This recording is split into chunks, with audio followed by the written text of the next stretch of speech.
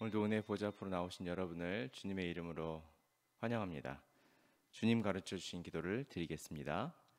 하늘에 계신 우리 아버지여, 이름이 거룩히 여김을 받으시오며 나라의 임하옵시며 뜻이 하늘에서 이룬 것 같이 땅에서도 이루어지이다. 오늘날 우리에게 일용할 양식을 주옵시고 우리가 우리에게 죄 지은 자를 사하여 준 것 같이 우리 죄를 사하여 주옵시고 우리를 시험에 들게 하지 마옵시고 다만 악에서 구하옵소서. 대개 나라와 권세와 영광이 아버지께 영원히 있사옵나이다. 아멘. 찬송가 390장 예수가 거느리시니 함께 찬양하겠습니다.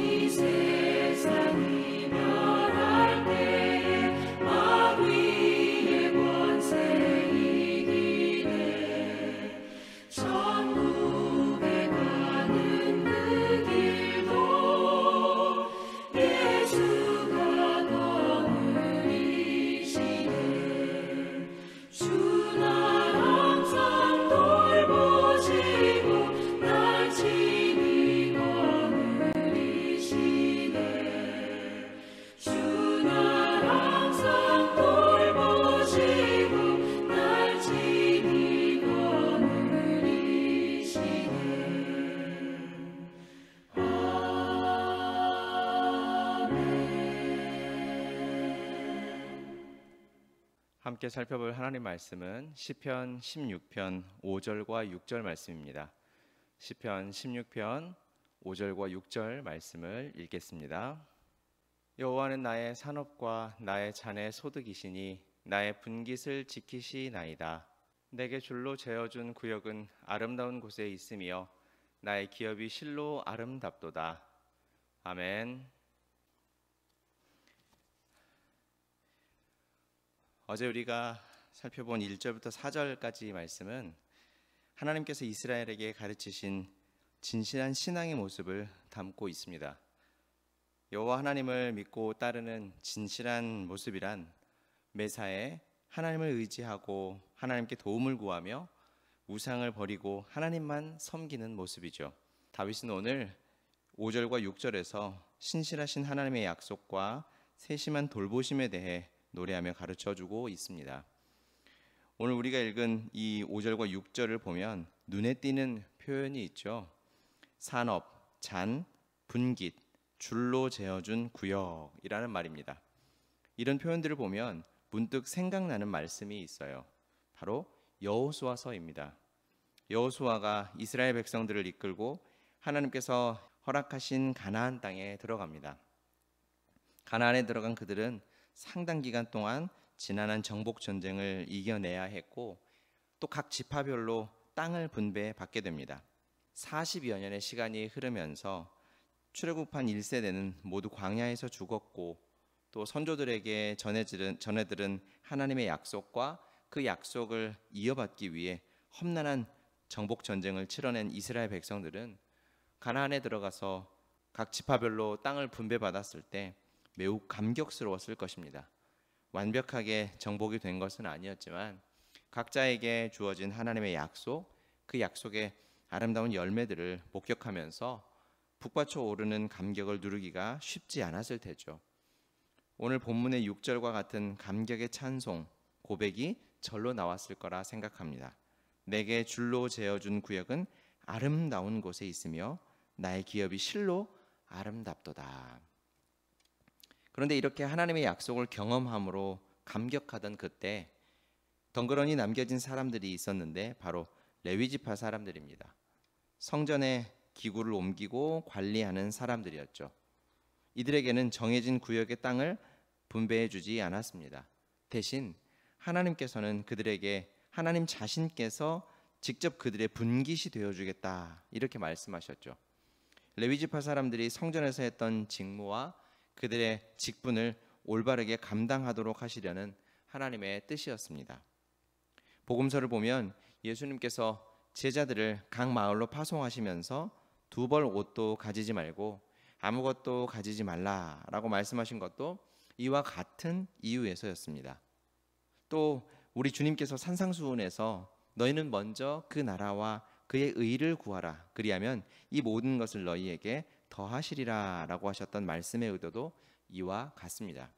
금도끼, 은도끼, 우화처럼 모든 것을 얻는 것이 목적이 아니라 하나님께서 맡기신 일을 잘 수행하기 위해서라면 하나님께서 무엇이든 아낌없이 공급해 주신다라는 의미의 말씀이죠. 그런데 종종 우리는 이런 생각을 합니다. 넉넉하게 주시면 더 잘할 텐데. 하지만 우리 안에 있는 죄성이 그것을 허용하지 않습니다.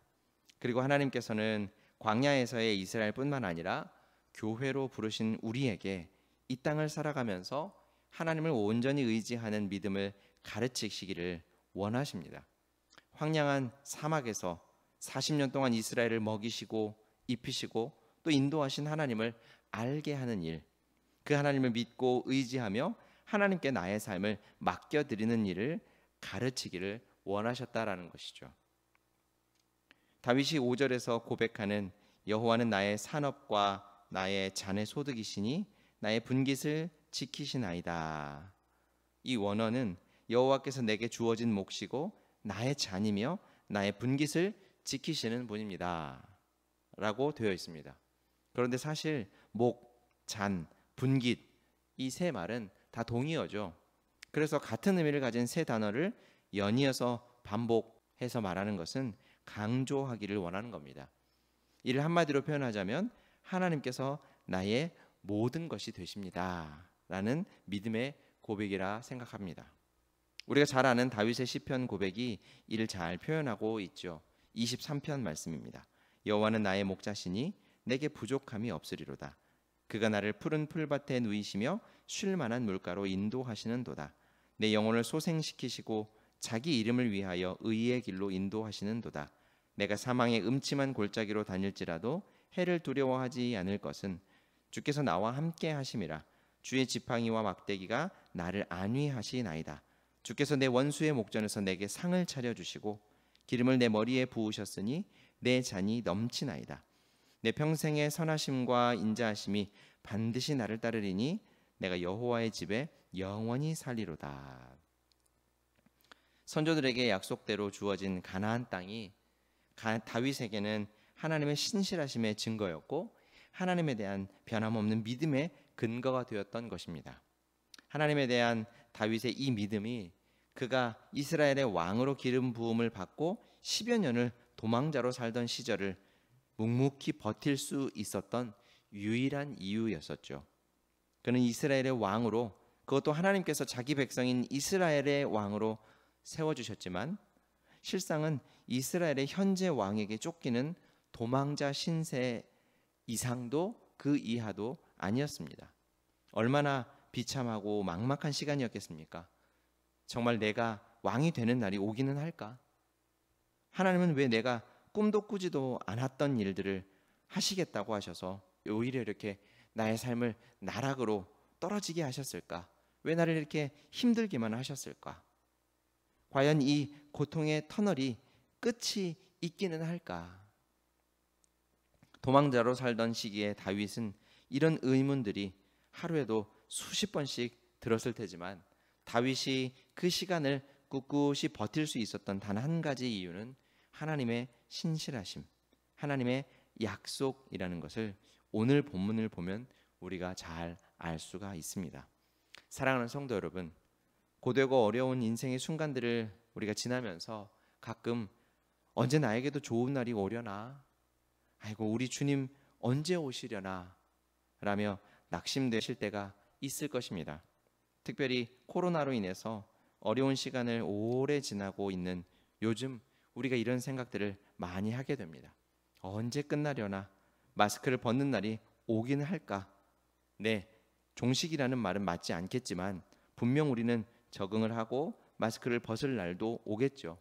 하지만 그때가 되면 걱정과 염려가 없어질까요? 고통과 슬픔도 사라질까요? 아니죠. 그렇지 않습니다. 계속해서 또 다른 어려움이 우리 앞을 가로막을 것입니다. 그때 우리가 그 순간을 버티고 이길 수 있는 유일한 힘은 다름 아닌 하나님의 신실하심을 믿고 의지하는 것입니다. 하나님의 약속의 증거들을 바라보는 것입니다. 매 순간 우리 하나님을 믿고 하나님의 약속을 믿음으로 기대하며 승리하시기를 바랍니다. 우리 시간 말씀을 생각하면서 한번 기도하도록 하겠습니다. 우리 하나님, 우리에게 신실하심을 보여주셨고 그 신실하심을 우리가 온전히 바라고 믿으며 우리에게 주어진 하루하루의 삶을 믿음으로 승리하며 살아갈 수 있게 해주십시오라고 우리 한번 기도하겠습니다. 사랑과 은혜가 풍성하신 하나님 아버지, 우리를 오늘도 은혜의 보좌 앞으로 인도하여 주시고 하나님의 말씀으로 우리를 가르쳐 주시니 참으로 감사합니다. 매일의 삶을 살아가다 보면 여러 가지 의문이 들 때도 있고 우리의 생각으로는 이해가 되지 않을 때도 참으로 많고, 또 우리 하나님께서 정말 우리의 삶을 돌보고 계시는가 의심이 들 때도 참 많지만 그때마다 하나님, 성령 하나님께서 우리 가운데 말씀으로 하나님의 신실하심을 바라보게 하시고 또 하나님의 신실하심을 믿고 의지할 수 있도록 인도하여 주시니 참으로 감사합니다. 매일의 삶 속에 우리가 당하는 어려움과 고난의 시간들, 그때에 반드시 하나님의 신실하심을 믿고 따르고 의지하며 꿋꿋하게 믿음으로 이겨나가는 우리 모두가 되게 하여 주옵소서. 오늘 이 새벽도 우리가 주 하나님의 신실하심을 믿고 의지함으로 기도하는 모든 기도의 제목들이 하나님의 선하심 가운데서 이루어지며 하나님의 선하심을 우리가 볼 수 있게 하여 주옵소서. 사랑과 은혜가 풍성하신 하나님 우리 아버지, 우리의 산업이 되어주시고 우리의 잔의 소득이 되어주시며 우리의 분깃이 되어주시니 참으로 감사합니다. 우리를 항상 인도하셔서 메마른 곳에서도 우리 영혼을 만족시켜 주시고 우리를 언제나 견고한 반석 위에 세우시고 물된 동산 같게 하시고 넘치는 생명수를 부어주시니 참으로 감사합니다.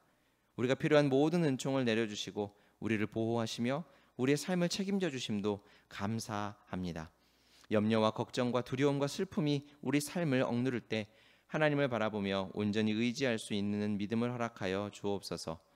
우리에게 새로운 한 달을 허락하여 주셔서 영적인 전진을 위한 새 은혜와 동력을 얻어 새로 회복되게 하시니 감사합니다. 방역 상황 중에도 온라인과 현장에서 예배하며 경건의 수련에 힘쓰게 하시고 신앙과 영성의 진보를 이루어가게 하여 주옵소서. 무더위 중에 동산의 성도들이 영육 간의 강건함을 유지할 수 있도록 우리 하나님이 역사하여 주시고 특별히 노약 성도님들과 환우들을 돌보아 주셔서 새 힘을 허락하여 주옵소서. 동산의 모든 교우들이 가정과 사회에서 거룩한 믿음의 승리자가 다 되게 하여 주옵소서. 여름 방학 기간을 맞은 주교 학생들을 기억하여 주셔서 여름 신앙 훈련을 통해 견고한 믿음의 사람으로 세워져 가게 하여 주옵소서. 예배와 신앙 훈련 프로그램들을 통하여 하나님을 더욱 많이 알아가고 하나님의 사랑과 은혜를 더 많이 경험하여 하나님의 은혜와 사랑을 세상에 널리 전하는 다음 세대들이 되게 하여 주옵소서. 오늘 이 하루도 우리 하나님의 은혜를 더욱 풍성하게 맛보며 주를 향한 감사와 찬송이 우리 삶 속에 넘쳐나게 하여 주옵소서. 예수님의 이름으로 기도합니다. 아멘. 계속해서 기도하며 응답의 은혜를 맛보시기를 바랍니다.